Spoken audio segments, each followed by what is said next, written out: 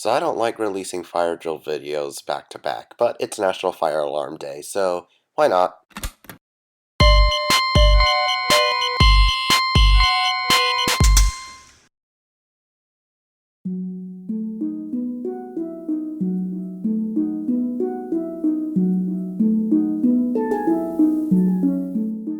In today's video, we are going to be featuring a fire alarm device known as a stopper. Stoppers are a way of preventing false alarm incidents in a building. Most of them consist of an easy-to-remove plastic housing. Well, why are they important? Maybe say someone in the crawl space got scared by some really big spider that was in there. Someone accidentally came by and then they accidentally pull it with their elbow because they were being very careless. And they decided to run by and they didn't see the fire alarm pull station. Well, they just caused a false alarm just by pushing in and pulling it down with their elbow.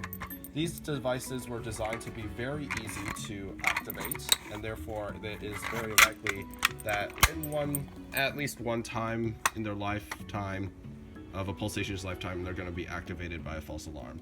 But what happens if you put a stopper over this pull station? So I'm right now at the scene shop. Let's say, because we have a scene shop, a bunch of wood, got a bunch of tools. Somehow, bam! It hits the stopper instead of the pull station. Therefore, it reduces the amount of false alarms that are caused accidentally. So that's a good thing right there. Plus, in a few moments, you'll hear that it has a very, very loud siren to alert those that a pull station is about to be pulled, and if someone is attempting to pull it for malicious reasons, they'll know who did it, and because it'll grab a lot of people's attention. Locked fire extinguisher, by the way, not up to code. See the little box over there? Yeah, there's some tape right here, not code compliant. It was worse before.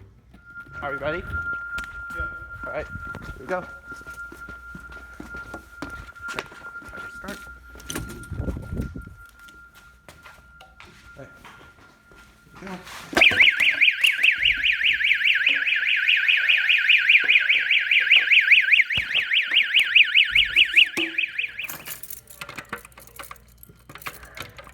Don't try to force it because it might not be it. It should be it. It's bad, that's why. It's bad, that's why. Okay.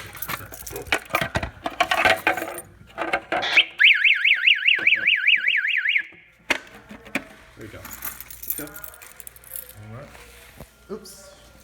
On the top. Oh, he's going.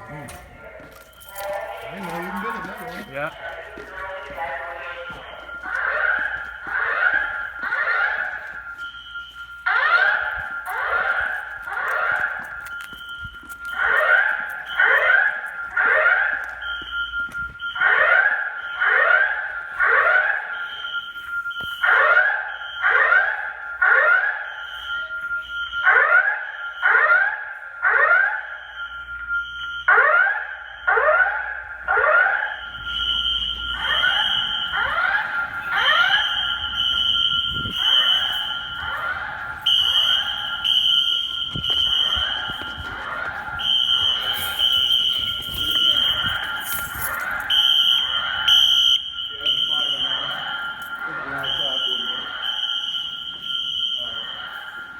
And then you can silence, and then you can reset from here. So that way it's like... Okay, I don't want to do that though. I want to do what I know. Right. Go ahead and silence it. Right? Hey, sir, come on, face, do that way. You can have silence to reset from the... that's the other.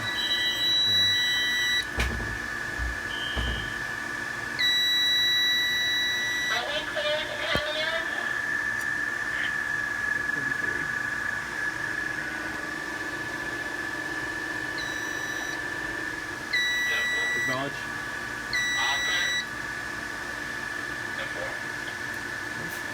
You good? Man, that right there means that I'm not sure is that the same one that you pulled or not. No, it's not. The other one was the auditorium. It was the scene shop. This one's the auditorium RTU. I don't know what that is. Okay, well, as long as it's off, you good. Right. That hopefully, since you hit reset, Yeah.